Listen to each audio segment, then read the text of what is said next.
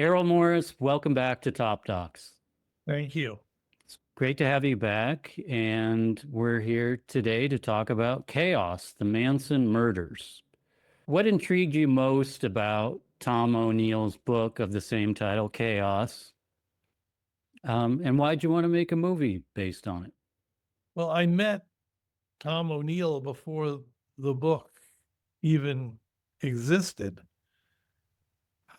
I had written a book, a true crime book about the McDonald murder case, Wilderness of Error. And my editor at Penguin said he had a problem book. The writer couldn't finish his book. Would I help? And I met with the writer, Tom O'Neill, and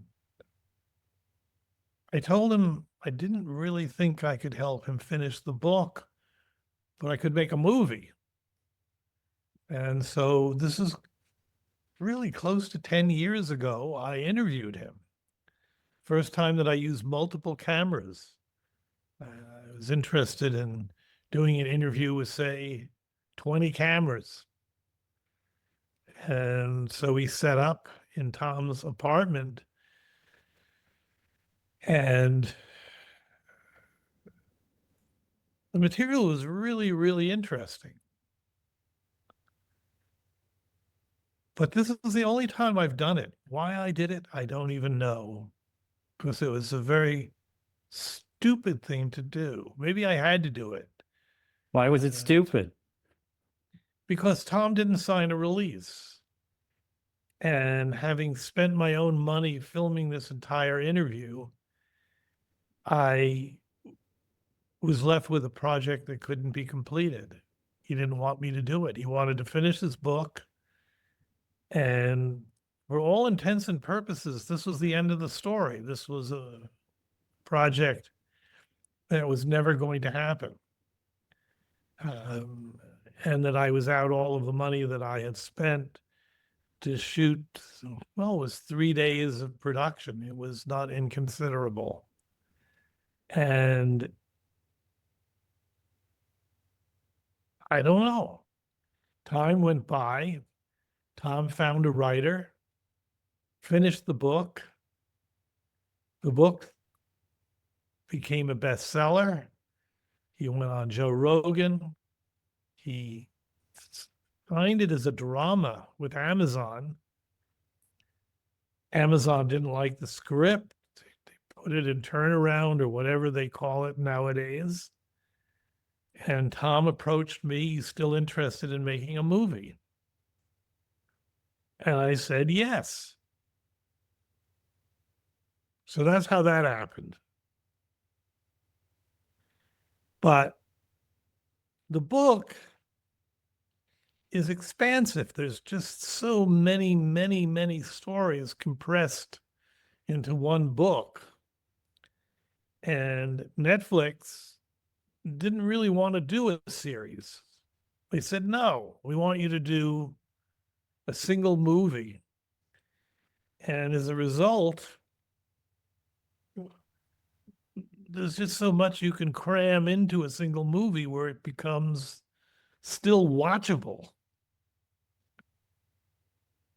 I don't know if this is answering your question, but Well, it is. some kind of context, all of it. Yeah, it also, I think, speaks to some of the themes of what you did cram in ultimately. Yes. And I'm really intrigued to hear that.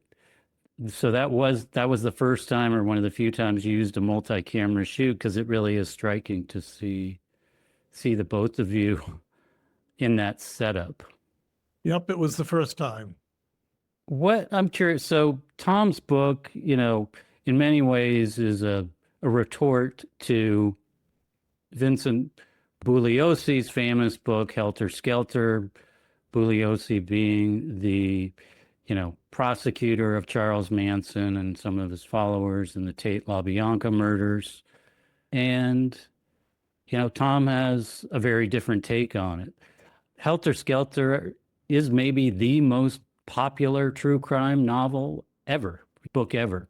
Certainly it's, been read by many, many people, multiple generations. I'm sure you read it.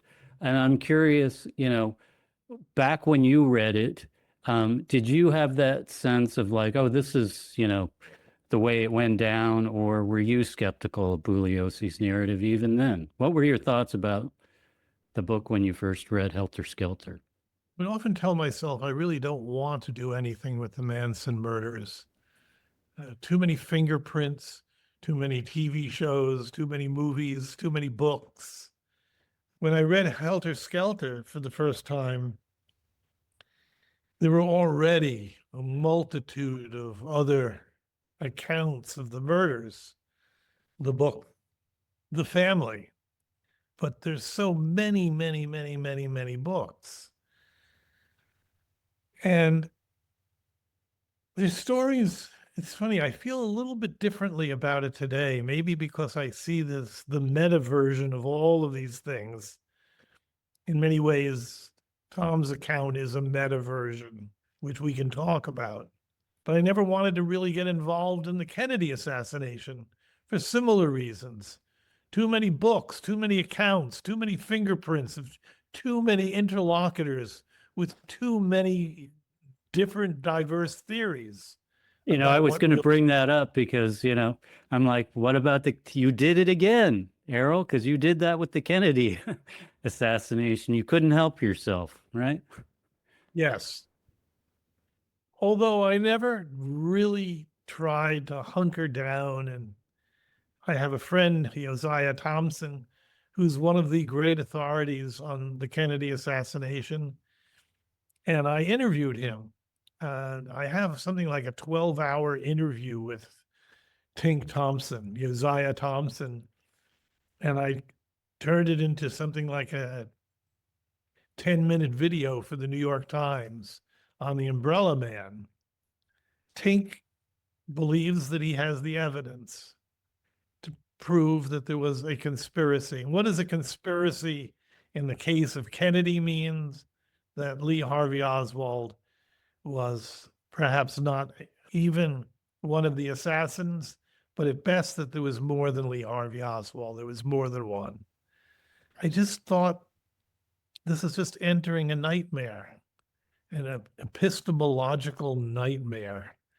And now I think I know ways to do this in a more interesting way.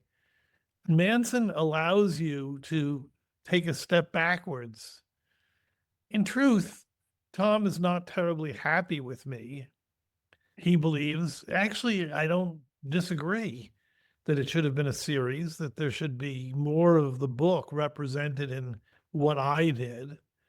He doesn't like the fact that I gave so much attention to Bobby Beausoleil, but I found Bobby Beausoleil really, really, really interesting and did hours of interviews with him.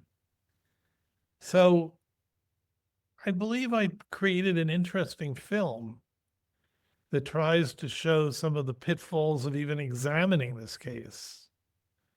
Was it a conspiracy? Was it a government conspiracy? Was Charlie Manson programmed, a programmed assassin, part of the program MKUltra, which I made a movie about, or I made a series about for Netflix called Wormwood? How do you explain some of the strange oddities of this story?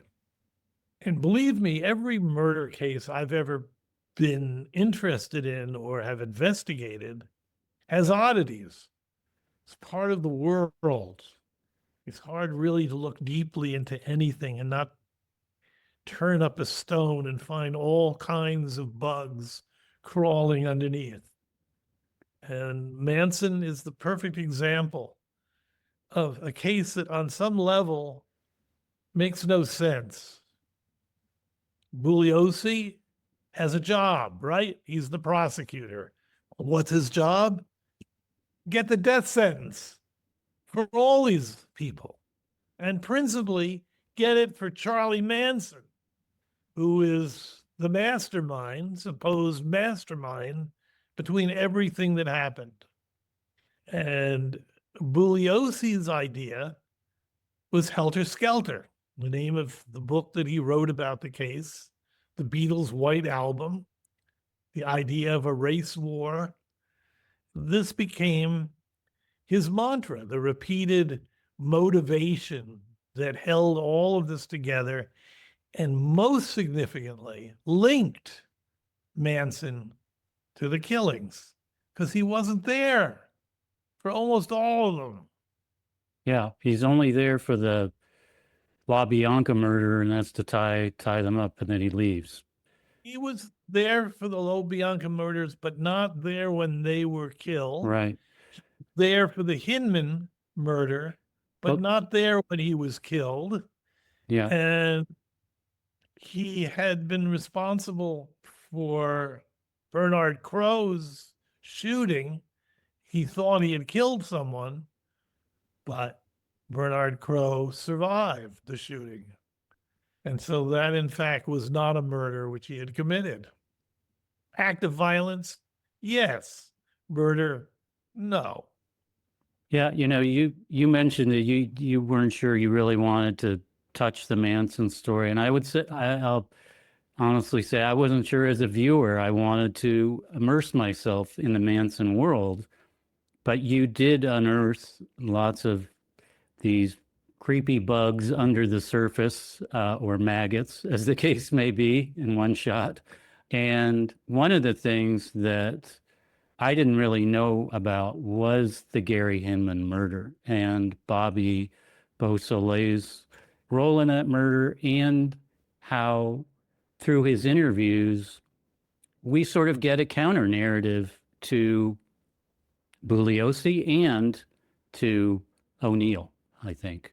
That's correct. Can you just, for folks who haven't seen this film yet, briefly, like, who was Bobby Beausoleil and who did he murder, and how was Manson connected? Let me just take a slight step backwards. Sure.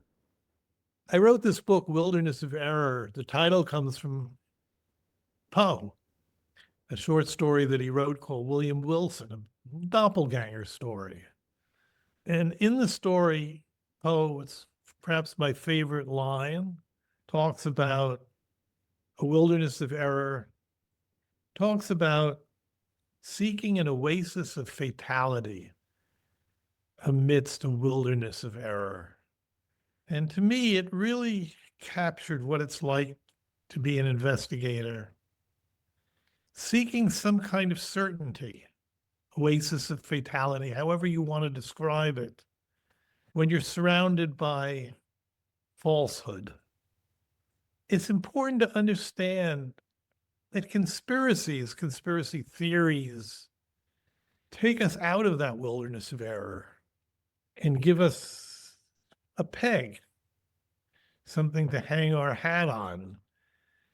They take a mess of information, often of disparate information, and make sense of it.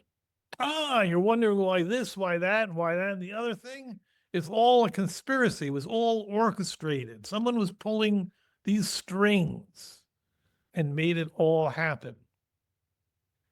It simplifies that wilderness of error, that mess of detail and fact, of puzzle pieces that may not come together to form a picture that may, in fact, just be a picture of chaos. I have a slightly different theory. I'm never in love with conspiracies because I think it makes it too easy.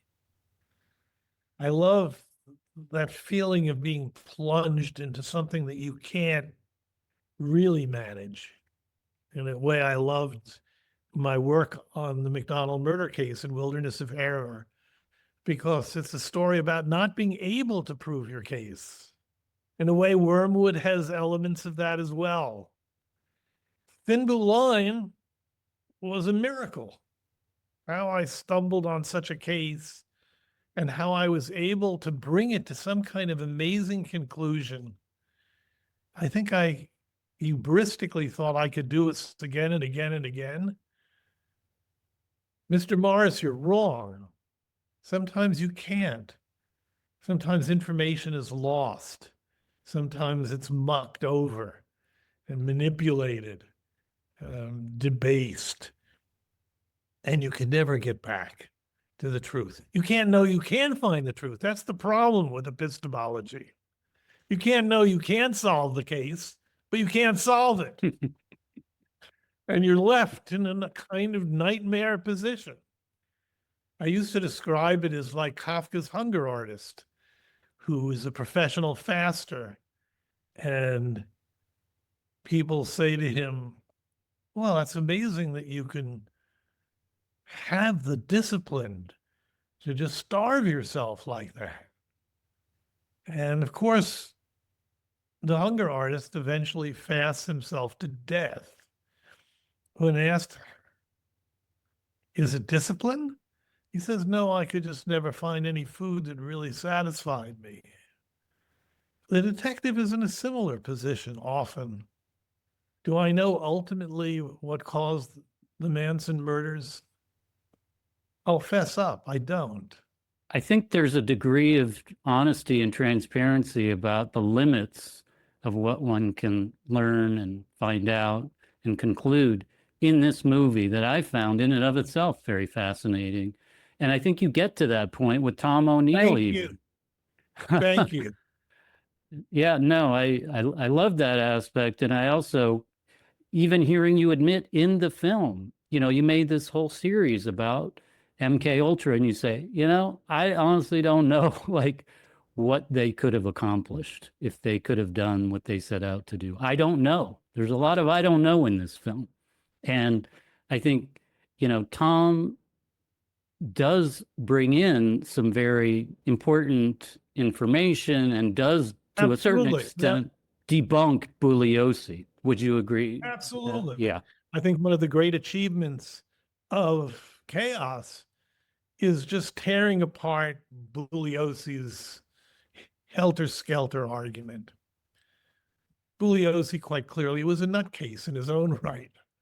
If I had had a broader canvas, if I had been given a series, I don't want to blame others for what are obviously my failings, but in an hour and a half movie, you are limited. You could do an hour and a half on Tom's investigation of Bugliosi alone. And I think Tom is unhappy. I know he's unhappy with me. It's not that I think he's unhappy with me. I know he's unhappy with me. He felt it should have been a series, not my choice. When you take money from other people, you expect that there are going to be constraints. And certainly doing an hour and a half movie versus a series of 4, 5, 6 parts, there's a huge difference. But yet you do get into, I think, Tom's, theories. He's given the opportunity to expound on those. So can you just describe what was his theory about Manson in terms of, he obviously did not buy into the Helter Skelter theory. Correct. What did he come to conclude about what was controlling Charles Manson and who in turn was controlling his followers? He can't quite conclude this. And in fairness to the way in which he tells the story, he doesn't conclude. He admits the frustration of being unable to prove his case. But the idea was Manson a Manchurian candidate? Was he programmed by the US government as an assassin? Was he an experiment gone awry? Or maybe an experiment that didn't go awry? Experiment that was designed to achieve that very end, killing people. Who was this guy? Was he acting on his own initiative? Or was he part of a US government conspiracy? Tom would admit himself that the case isn't proven. For example, he becomes tantalizingly close and completely sympathetic. There are the two Smiths in the story. One Smith is his parole officer. The other Smith was a psychologist at the free clinic when Manson was a patient.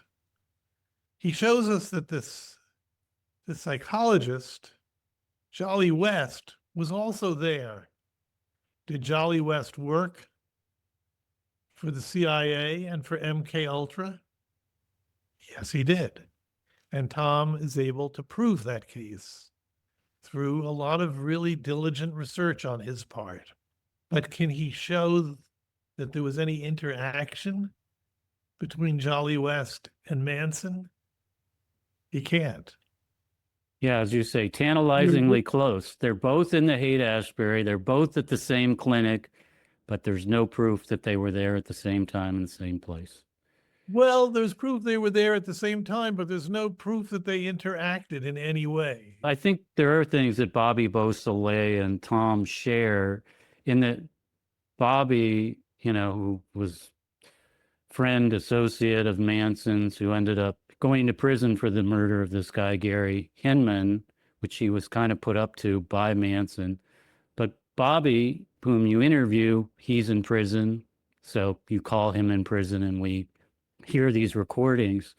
Bobby is trying to disavow people of this notion that Manson was this mastermind, this brilliant mastermind. He's like, no, you have to understand his mindset as a criminal, as somebody who is in prison for much of his life. That's out of those circumstances is how you can best explain Manson's behavior. And in that sense, Tom also doesn't think Manson on his own could have pulled off this mind control over his followers. He needed something else. He needed MKUltra and he needed LSD, right? He needed something. Yeah. How is it that Tom explains the fact that Manson couldn't do it on his own and the role that LSD may have played here, which we know MKUltra was using as the basis of its experiments. MKUltra was using LSD and other hallucinogens for mind control. This we know. And of course, the inference, as I often say, the road to hell is paved with faulty inferences. And Tom dislikes the fact that I interviewed Bobby Beausoleil. Beausoleil is a diversion from his underlying thesis.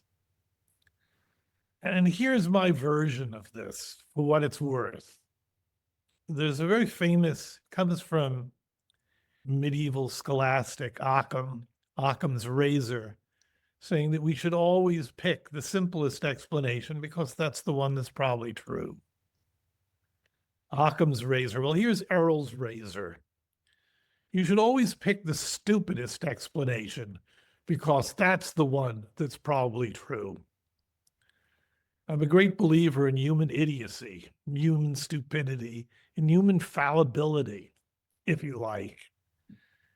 And what is Bobby Beausoleil telling us? He tells us a really interesting story. Yes, I came to like him. Through my career, I've known a lot of murderers. I befriended a lot of murderers. I used to say it was my main argument against the death penalty, that I'd lose some of my closest friends. And I've become quite fond of Bobby. He's up for parole. I hope he gets out. He's been in prison for 1,000 years. If you look at the case of Hinman, it makes no sense. They're shaking Hinman down for money. Manson suddenly arrives at the door and gets into an argument with Hinman and slashes him with a knife, nearly cutting off his ear. The guy's bleeding. Manson takes off.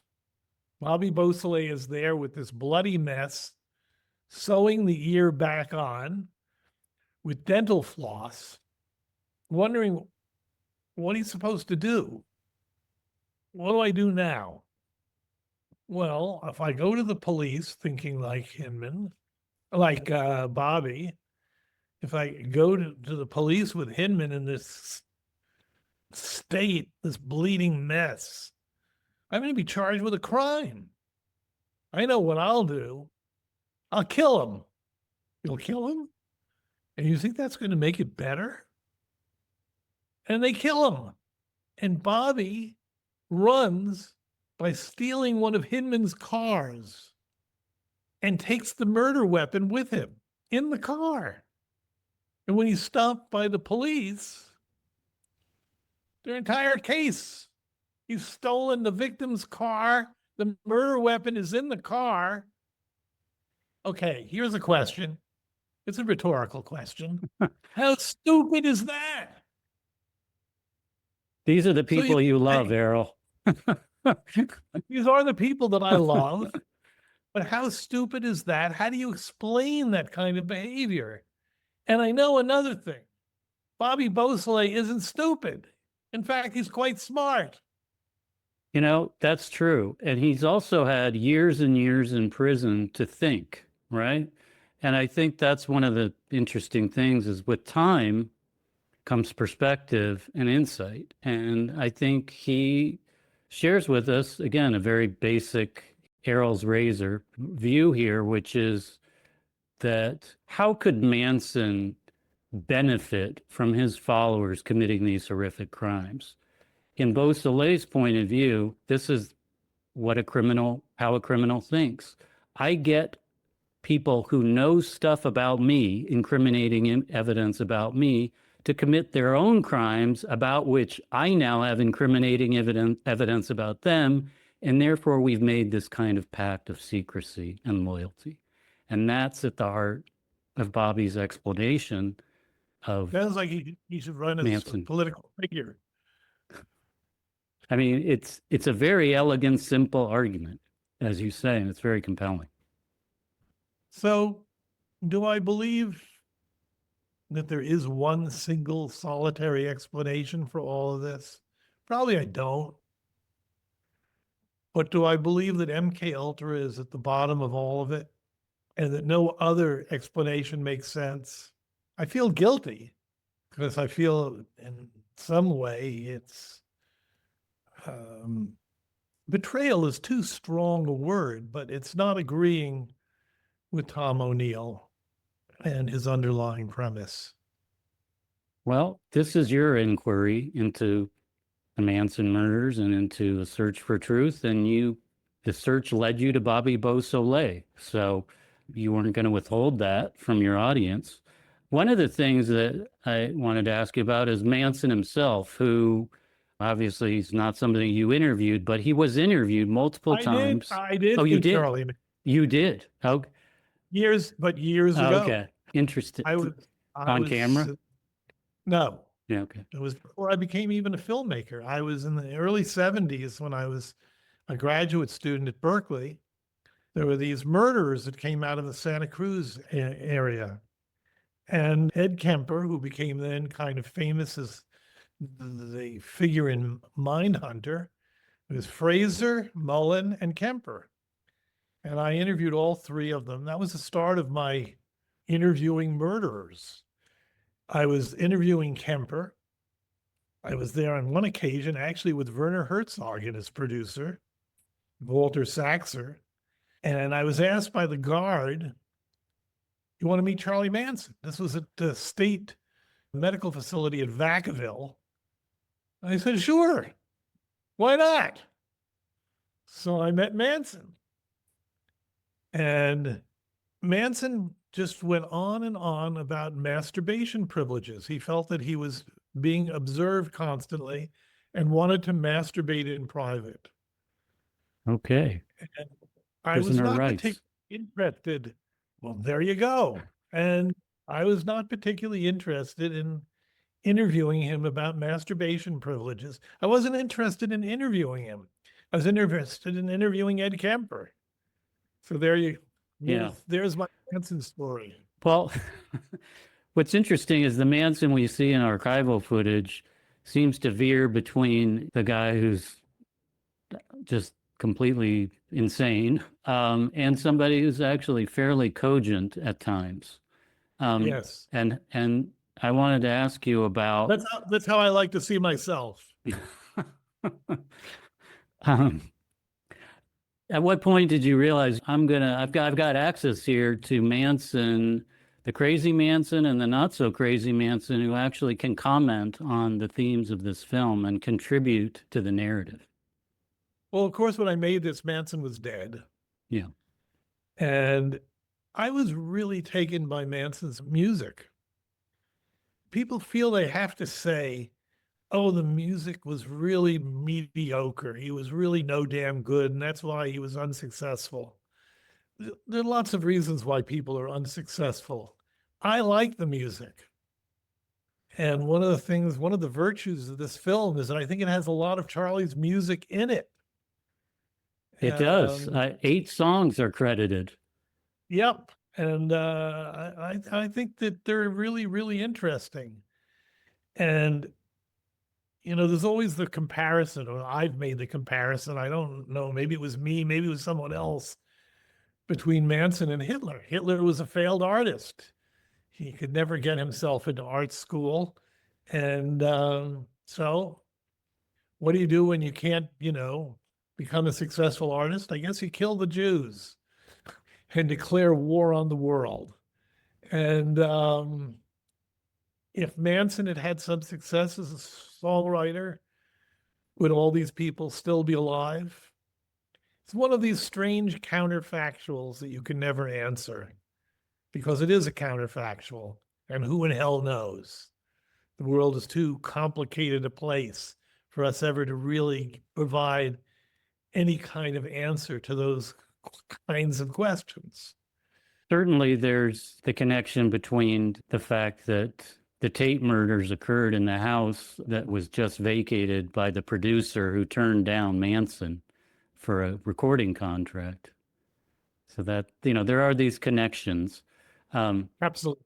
And for people who haven't seen the film yet or don't know, you know, are wondering, Manson as a musician, yes, he wrote songs, he recorded a demo, he worked with Dennis Wilson of the Beach Boys, and he was trying to make it, you know, in rock and roll music. But he didn't. Indeed he was, and he didn't, yes. Yeah. And I guess the question, besides, you know, liking the music, how did you feel it provided some connective tissue to the narrative themes in the film?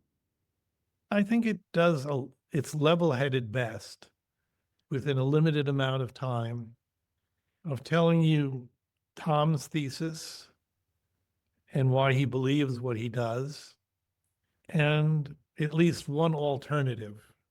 I mean, there's Bugliosi's alternative and there's Bobby Beausoleil alternative. I think it takes us deeply into the story. I hate to use the word meta, the meta level of it, but to me, a lot of these stories are really interesting because they tell us about investigations. They tell us about the nature of detective work. They tell us how elusive, not that truth doesn't exist, but how elusive it can be. And I think that's a very important story to tell. I've tried to tell it in a whole number of diverse movies, and hopefully this is also successful to that end. I'm surprised it did extraordinarily well on Netflix. I was told that the first week it was the 3rd most popular Netflix program in the world. And it's probably been seen by more people than anything else I've ever done, well over 10 million people. So that in itself is kind of amazing.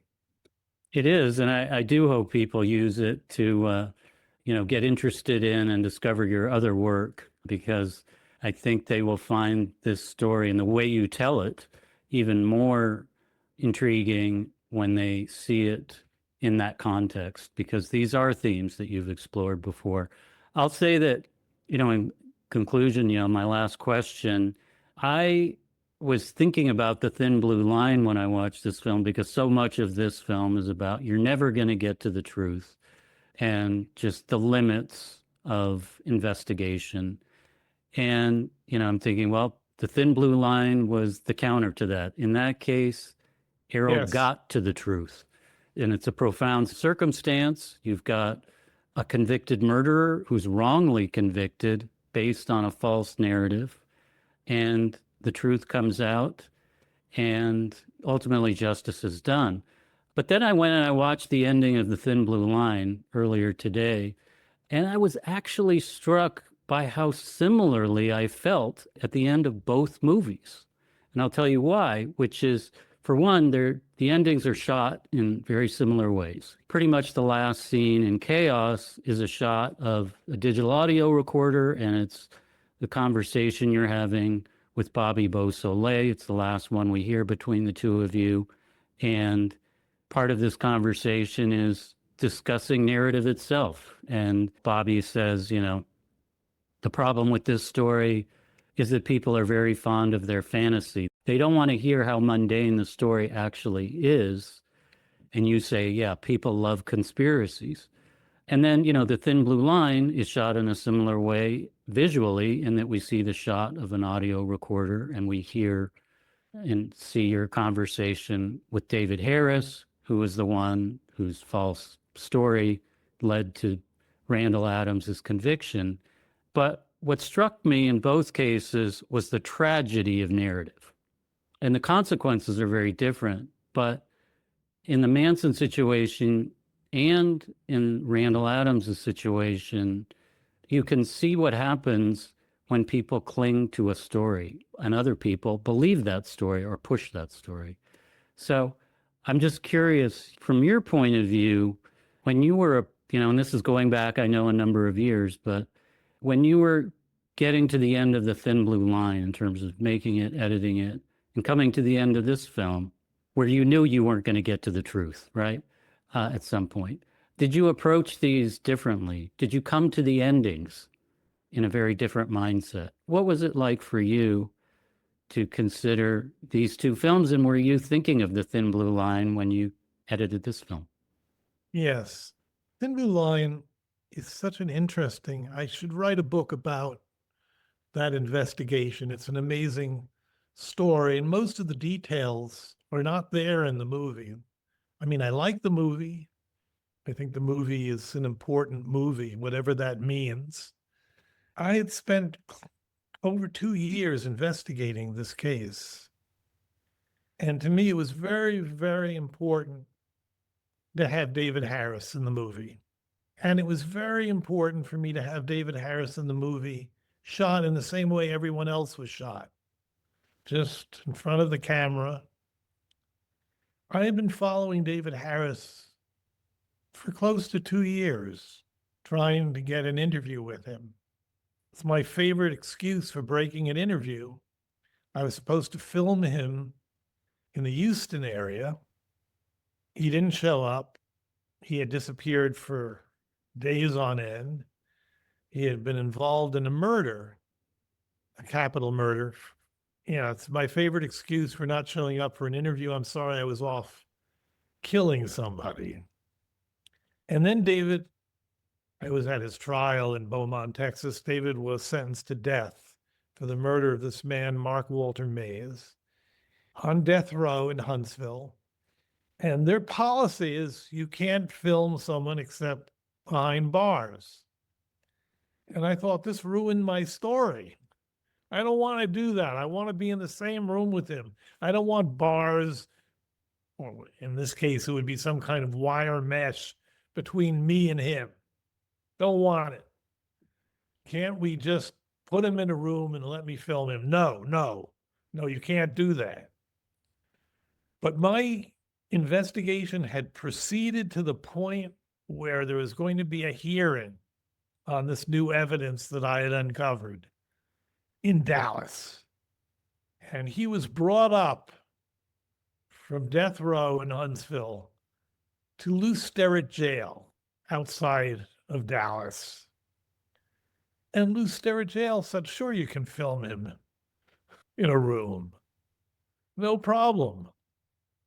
I just couldn't even believe that it was happening. My good fortune. I show up a Friday night, I do the interview, and my camera breaks in the middle of the interview. I think, how does this happen? You're cursed. Cursed. And I think it's all over with. The movie's ruined. I'm feeling really, really sorry for myself, really depressed. And I think, well, why not come back with a tape recorder? I couldn't get another camera. It's the weekend, blah, blah, blah. I come back with this crummy tape recorder. and I record this final interview with David. And I still think it was all lost. There was a moment in the interview. The interview is much stronger. I just saw the film again recently. The interview is much stronger than I remember it. But I do remember very well, I asked David, because all of this hinges on this car stopped by these police officers on a very cold and dark night in West Dallas. And were there one or two people in that car? That was what it came down to. Because one person was David Harris. He was the killer. And I asked him, were you alone in the car when it was stopped by that Dallas police officer? And there's just a long pause, and he smiles and nods his head. So I feel I came so very close. Maybe I came close enough to being able to say what was true and what was false. But that doesn't happen every time.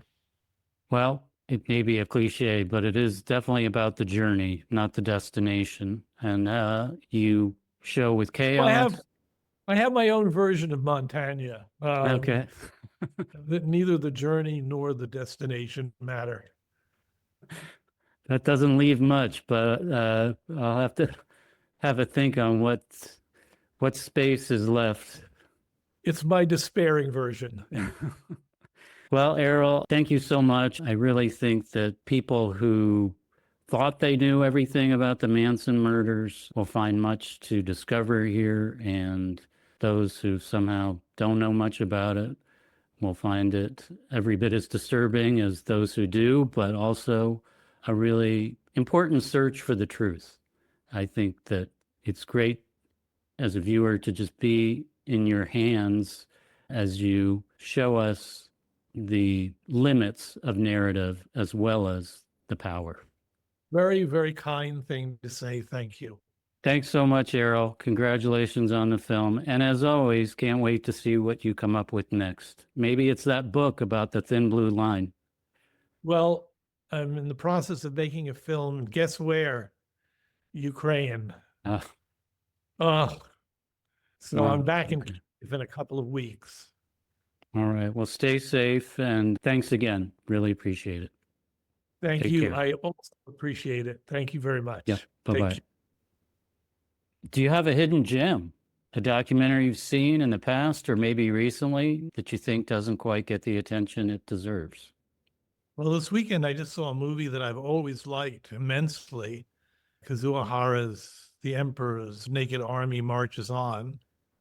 I had seen it some 30 plus years ago, and now I saw it again. Not only did it hold up, but I thought it was even better. I thought it was really, truly great the first time I saw it, and I really thought it was even better this time around.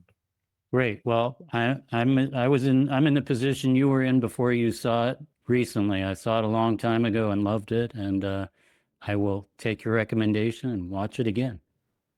Good.